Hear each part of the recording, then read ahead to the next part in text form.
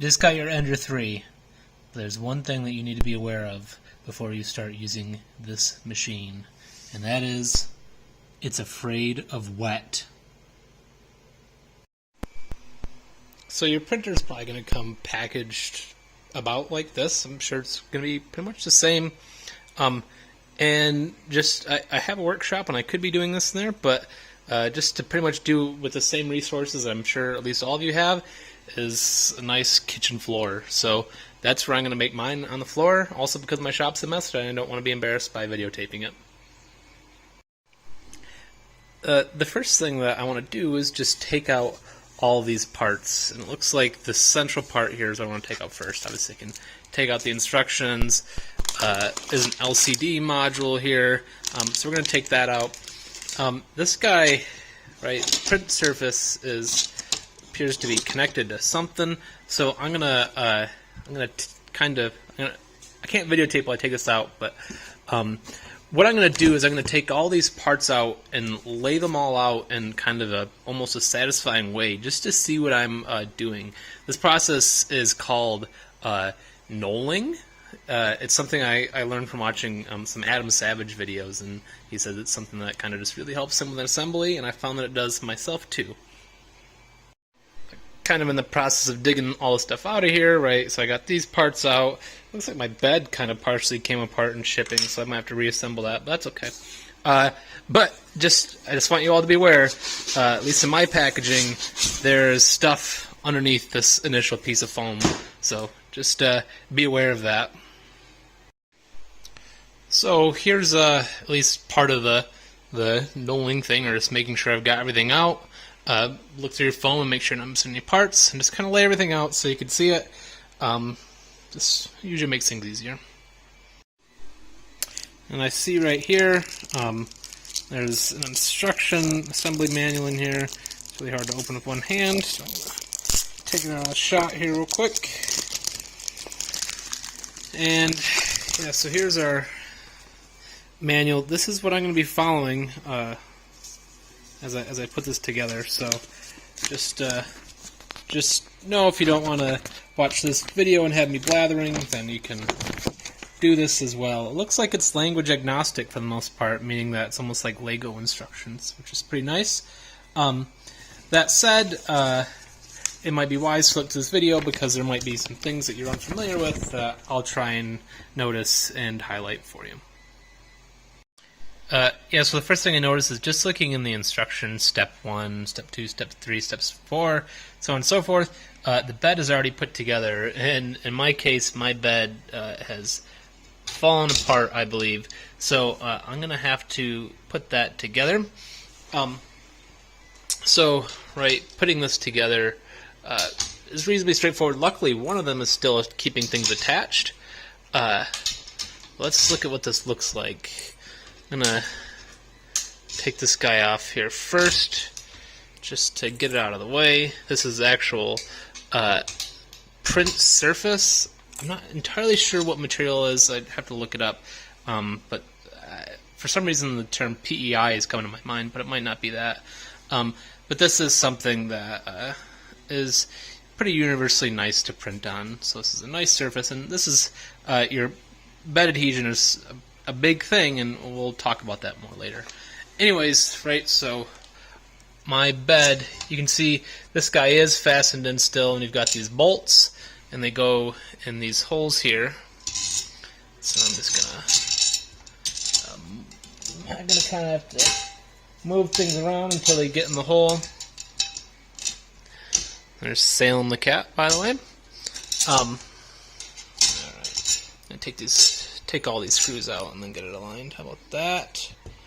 So the thing to be careful is I can't just put these screws in here. The spring, there also needs to be a spring kind of in between. Right, that spring goes in there to kind of help push this up. Right, the bolt will pull it down, but the spring will push it back up. Kind of the idea. Now if I can just find the hole there. It's kind of hard to do while videotaping. I guess I need to get myself a tripod. There we go. So there's two in, And so I'm going to do that for the other two. So I got all my screws in place, and now, right, I got these exposed ends of the bolts. And so these knobs here, you can turn them to lower or raise the corners of your build plate. And so we want to put these on the ends of those bolts. We want to make sure that this text is facing up. So I got the bed put back together. I'm just going to keep this off and to the side for right now.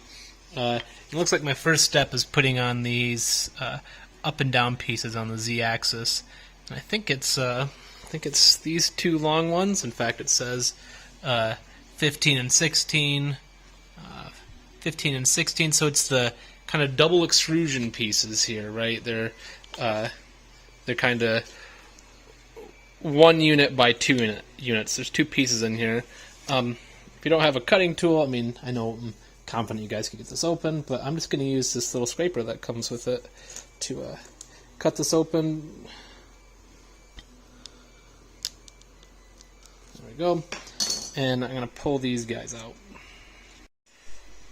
Something to be aware of is in one of these parts, right?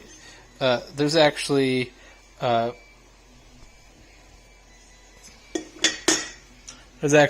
part is this? Part 17, right? This rod here. So make sure you don't accidentally build this into your thing and take it out, because you're going to need it somewhere else later. It looks like the bolts are going to be holding these together, the M5 by 45s. And when you look in your bag of parts here, if you're unsure, it does say, looks like it's written on there M5 by 45. So just so you have it for reference, it's a little confusing because there's more than 5 in there, and I think there's probably spares. Or sorry, more than 4. There's 5 in there, so I think we'll only need 4. Right, and in addition to all the parts, it also gives you the tools. So I would use these guys in here unless you know what you're doing, right? I would use the Allen wrench that fits in this M5 bolts head.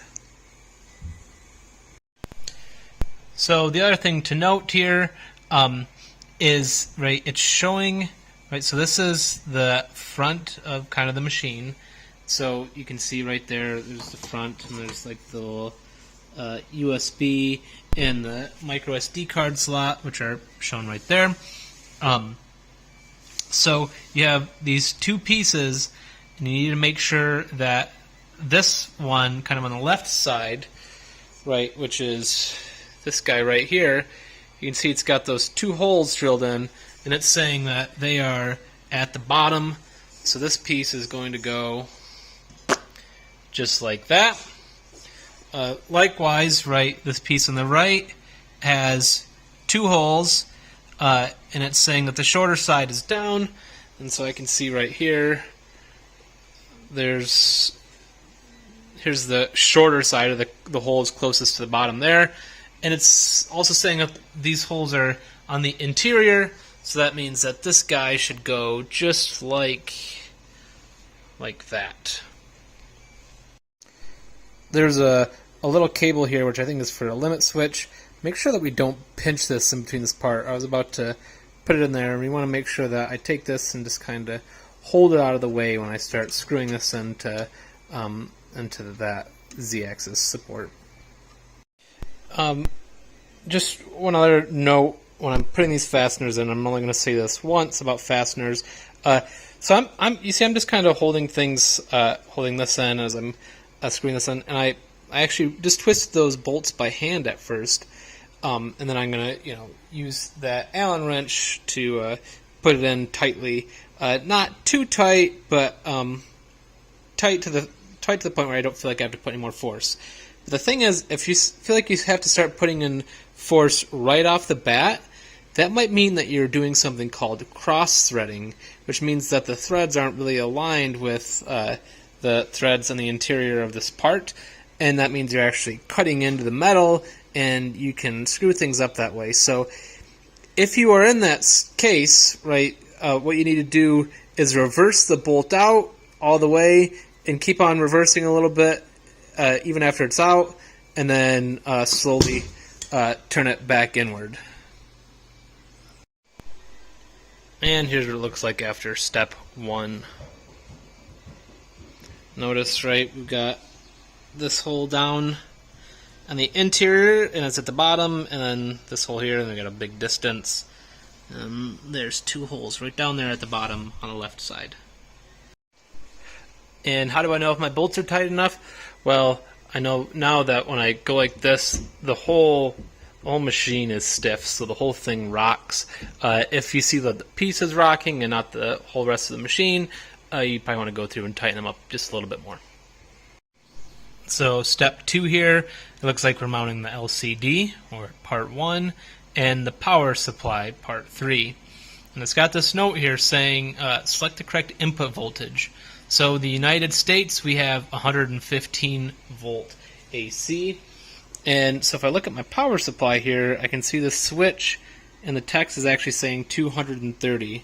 So I'm going to use the side of my Allen wrench real quick, just take it and swap it over, and now I'm at 115 volts, which is where I need to be.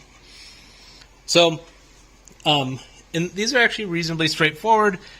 This just goes on this front face there, right, the little LCD module, which I'm going to have to cut out of this bag, and then this guy mounts, I believe, just like this, so that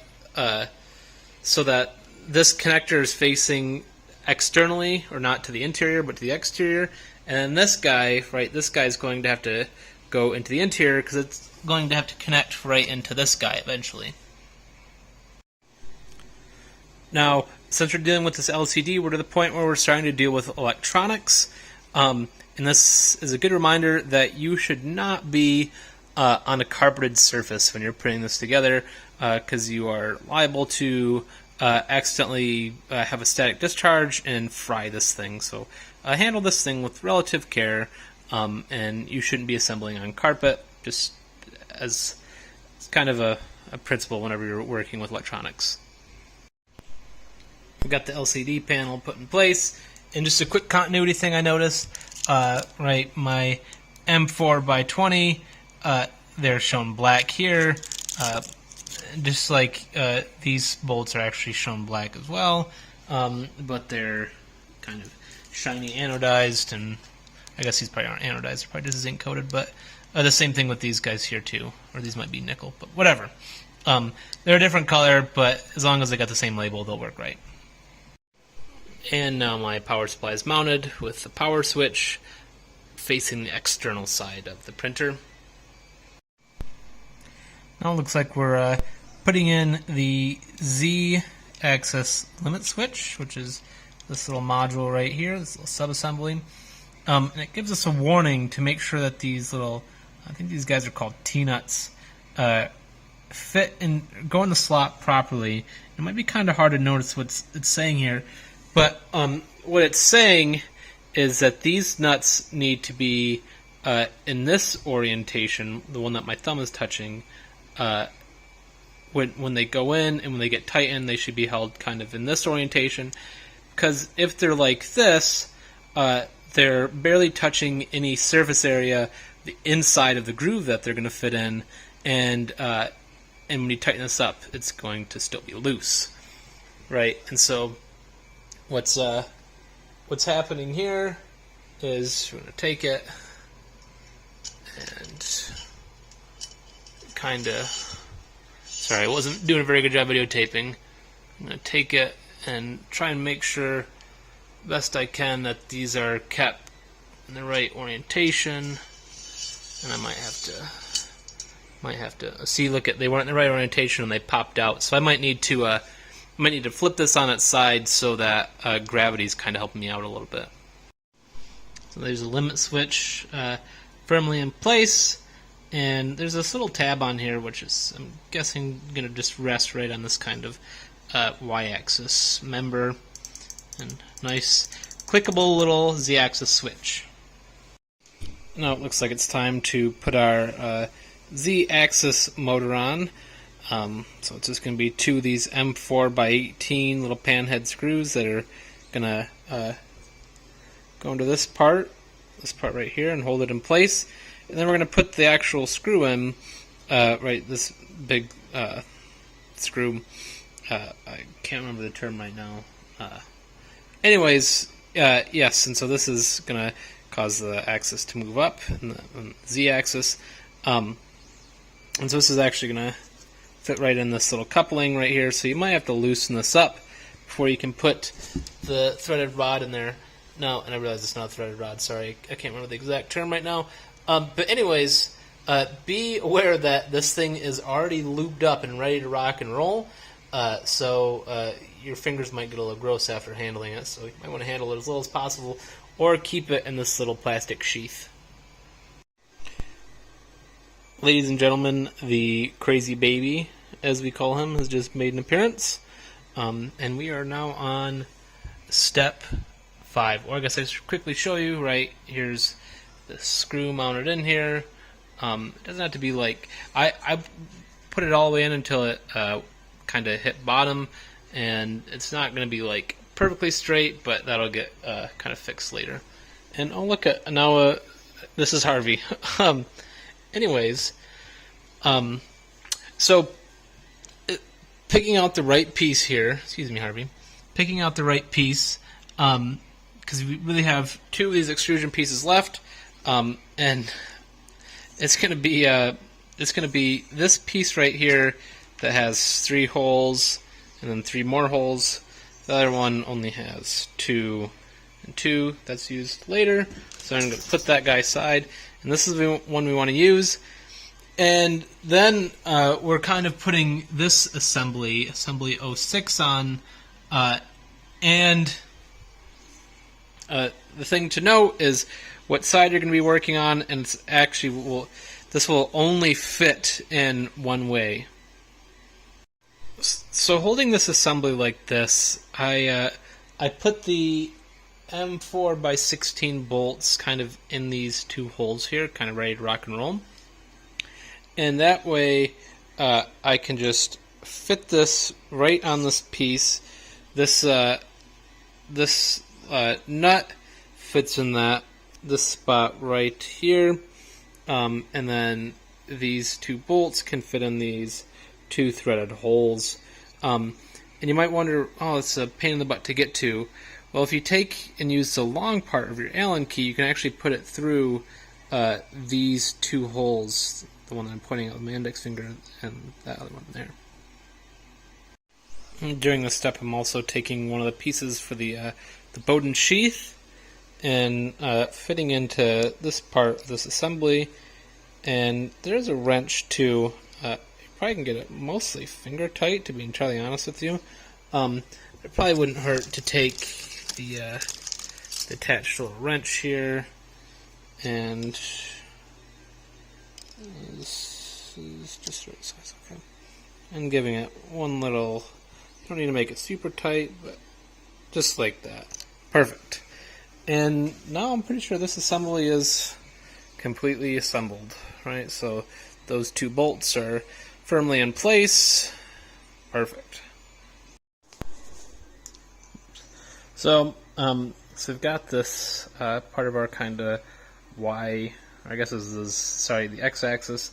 And on step 6 here, right, step 6, we need to, the very first thing we need to do is put the whole extruder carriage, which is, I can't see the number there, 5. We have to put that on first before we put this piece on, I believe. Actually, it might work out, but I'm still going to put this on first. And so mine is actually connected to the printer, like it's hard connected. Anyways, I'm going to put this on first, and I'm really going to pay attention and make sure that I've got that in the right orientation. And I'll show you what it looks like in just a second.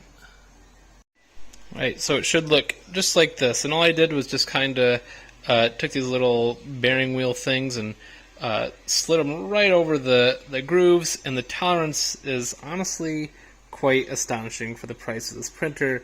This is just beautiful, and it should slide freely up and down this. Makes me very happy. So now I can go about putting this piece on. And there we go. There's this piece completely assembled. Right, and this guy should still be nice and free to move. And now it's time to do step number 7. Step number 7 is adding on this little idler pulley here for the belt. That's this piece here, and mine actually also fell apart a little bit. I need to throw on this other bolt and this little T-nut in there, just like the other one, before putting it in its rightful spot, which is going to be just about like this. And it says that we can tighten. There's a little thing in the text that says tighten. That's not really relevant yet. I don't know why they put that there, but I'm pretty sure that's not relevant until we have the belt in there. So that'll be a step that we get to later. There we go. I got this guy put in place, and this should spin freely. I'm pretty sure, though, it's been a while since I put one of these printers together, but I'm pretty sure we're going to have to tighten this and move this in a little bit. Now it's time to throw the belt in there for the x-axis. So you see, there's on the carriage here. There's right here. These little grooves are spots that can hold these little crushed little fitting things on the end of the belt just to hold it in place. So it's going to go through here, and it's going to sit in the channel of this rod, go around this little idler pulley, up to the top, underneath of this, right? So it's going to ride in the channel. It's going to be underneath these wheels, loop around, and then you should be placing the belt such that, I can't really see it there, so let me go to the other side here. There, now we can kind of see it. Right, so it's going to go around the pulley on this motor, and you should obviously be placing the teeth of the belt such that they are in the interior and are meshing well with that. And then it's going to loop back around through this channel and into that little connection point right there. So I moved the carriage kind of about right here so I could easily access it. And I just slid this section of the belt right in that slot, and now I can kind of pull it tight, and there we go. And now I can start wrapping it around, go around this pulley, and to the other side of the channel. And it's kind of annoying that we're doing the step in this order. It would have been nice if we would actually put the belt on before this carriage, or at least kind of put it in a spot. But what I'm going to do is we need it to be underneath of these little wheels, and so I'm going to feed it in the groove. And the other thing is, I need, in my case, my little fitting is a little too tight, so I'm going to kind of, this is really hard to do while taping, but I'm going to, you don't want to force it over, but I kind of want mine to end sideways, just like that. And now I should be able to roll this guy over, and now I've got it underneath here, but I still want to make sure that the belt is in the right orientation. You should never have any twists in your belt, so I'm going to now pull this guy through.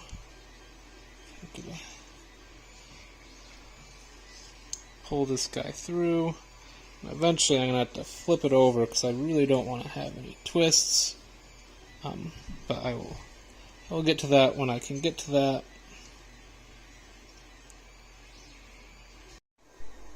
It really does take some effort, but I've now got this twisted so that it's nice and flat, kind of around that idler pulley and underneath of these little bearings, and now I can go through and route it the rest of the way. To the last little part here, and if you're, so I've looped it around the motor's pulley there. I've got it, and if you're having trouble, like it's just too tight, well, then what you might want to do is go about loosening the two bolts that hold this guy in place, loosening it up, just so that gives you a little bit more play to squeeze this in place. the belt on the bottom. When I feel it right here, it should feel kind of a little bit of tension on there. Just like it feels like it's maybe stretched just a little bit. And if it doesn't feel like that, then you need to loosen this guy up and pull it kind of to the right of your screen, and then tighten this up as you're kind of holding it so the belt is under tension. Now it looks like it's time to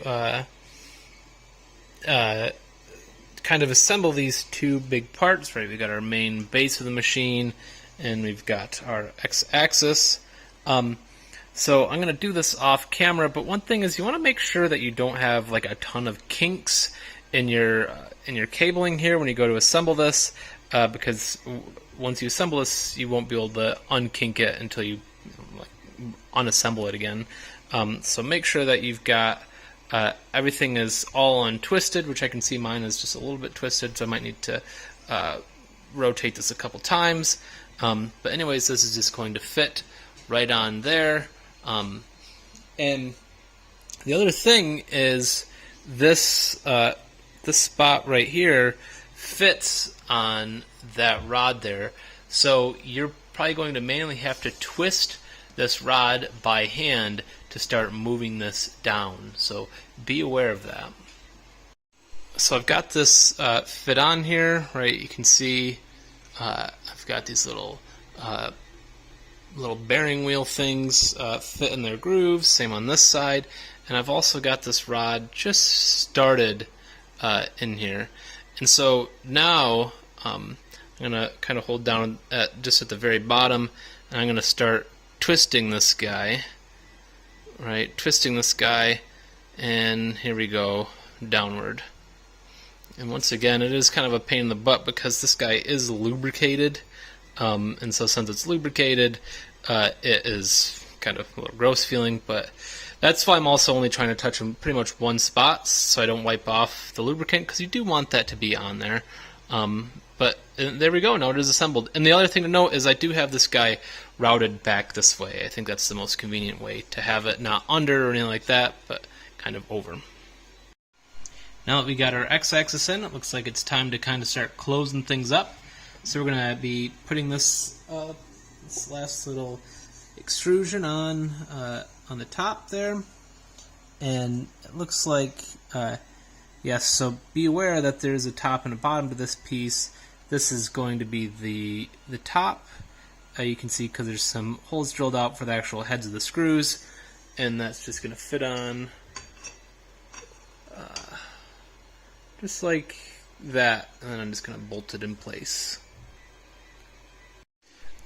Another thing that I just kind of ran into that is worth noting is I had this bolt tightened down all the way, and I went to go tighten this one down, and I was having trouble because it wasn't quite aligning up. And so I remember, right, usually when you're doing stuff like this, you want to have all your bolts kind of loosely fit, and so that way you have a little bit of play in in this movement here, so we can kind of line this up and get it exactly where it needs to be. And you might even, because this is all kind of trying to hold things stiff and keep it a good tolerance, so you might even need to apply a little bit of force to this member here, just to get when you look up in this way, when you try and align the holes, you can apply force just to get that right in the right spot. So I got this extrusion put on here, and the last step is to put these little caps in place, and that's just something to be aware of when you are putting this together, is that machined edges, even though this is only 90 degrees here, these can be really sharp. I actually, while unbolting something on an engine, I hit a machined surface and sliced my hand open. It was just from me impacting the side of a machined surface on the engine. So yes, these little cap things on here are a nice little safety feature, and I'm assuming this is going to be a satisfying little click. No, there's no click, but anyways, yes, nice and black, and not going to cut ourselves. And it looks like this is our kind of last mechanical step, step 11, where we're going to be putting the spool holder on. And it looks like this is just that same system where we've got some little T-nuts that fit in the slot, and we've got this little metal part, and then the plastic piece that fits into that. So I think I'm probably just going to do that and show you the result. So that was a lie. I'm going to show you, right, in order to do this, because you can no longer slide this in here because we already have all this other stuff added into the slot, I put the bolts and the nuts on first, and I'm going to fit them on and just kind of going to try and rotate them such that the T-nuts are fit in the slot properly. Yeah, and so there's no specification of where this actually goes, but I had mine kind of just tied up along the back here. Yeah, and in terms of like getting these actually getting the T-nuts exactly where they need to be in the right orientation, it's not that big of a deal because this isn't like a really structural thing, and so I pretty much just tightened them in there and made sure that this is tight, and as long as this is kind of tight, they're probably going to be good. And now, quote-unquote, our final assembly step, which is the electrical wiring. And what I'm going to do is I'm going to go through and wire it, and then I will point out what each one is.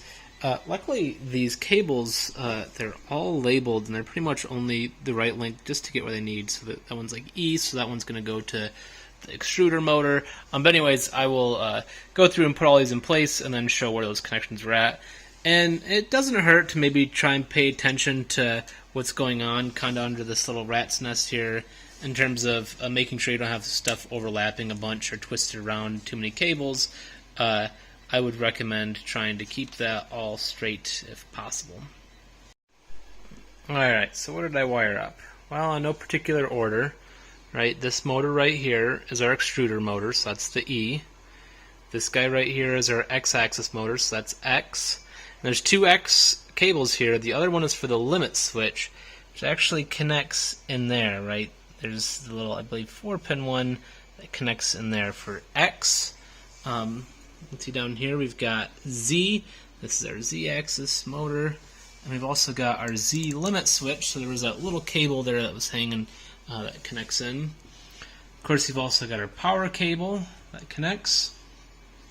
And I believe the only other connection that we have to make is the ribbon cable connection, which is on the rear here, a nice pretty little ribbon cable that connects in. And don't forget that you can always just kind of manually push the bed out of the way to access the part of the wiring that you want to get to. But there's still steps that need to be done that aren't listed in there. So what do we need to do? Well, first I'm going to take this part of our Bowden sheath, which our plastic filament is going to come through, and I'm just going to press it in. Sorry, I'm looking through the camera lens rather than actually looking. And you just apply a little bit of pressure, and then this guy should be locked in there. And when I did that, I had this guy as far away as possible, because otherwise, if you had it kinked up when you were trying to do this, it would be a little bit more annoying. But now, so there's that. What else do I need to do? I'm just going to go through and do just a little bit of zip tie work just to kind of clean this up. The key with your zip tie work is you want to make sure that you still have full range of motion, and so nothing... Oh, that's interesting. Oh, as I was moving this, I was realizing that I was hitting this cable, so I want to make sure this cable is actually pushed down. But you want to make sure that everything has full range of motion and isn't restricted by the fact that cables are now tied to things. There's also some side cutters that come in. Oops, I just poked myself. That come in this box here, and I can use these to cut the spare ends off the zip tie. Some other things I should mention. So we can take this little thing off of here, this little film, just to make our thing look like it's actually ready to be used and not still in storage. My father-in-law bought a computer monitor once, and it had this protective film for shipping on it, and he just left it on, and it was just the goofiest thing to leave this film on there. He thought it was an extra monitor cover or something, I don't know. Anyways, it's infuriating. So I got that in. I also got my power cable plugged in, ready to rock and roll. And the last thing I think I need to really do for mechanical setup, besides for potentially adjustments, is to add the bed on here. And the way this works is you just set it on there, and then these little clips are just going to clip on the side to hold it in place. And I think I'm actually going to put it right there and clip it the rest of the way together. And there we go. I think we're probably good to fire this guy up and kind of do some setup, but I'm going to put that in a different video because that's something you might need to reference a couple times.